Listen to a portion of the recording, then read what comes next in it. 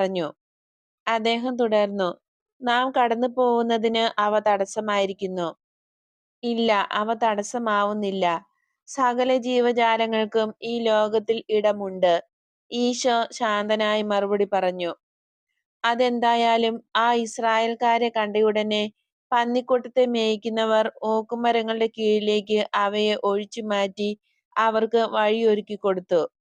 തടിച്ചു കൊഴുത്ത ആ ജന്തുക്കൾ അവശേഷിച്ച അഴുക്കുകൾക്കിടയിലൂടെ പലവിധ ഗോഷ്ഠികൾ കാണിച്ചുകൊണ്ട് അപ്പസ്തോലന്മാർ കടന്നുപോയി.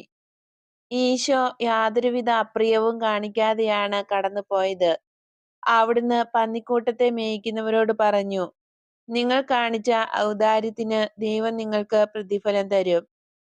തങ്ങളുടെ പന്നികളേക്കാൾ അത്രയൊന്നും വൃത്തിയില്ലാത്തവരും അവയേക്കാൾ ക്ഷീണിതരുമായ അവർ ഈശോയെ അത്ഭുതപൂർവ്വം നോക്കി പരസ്പരം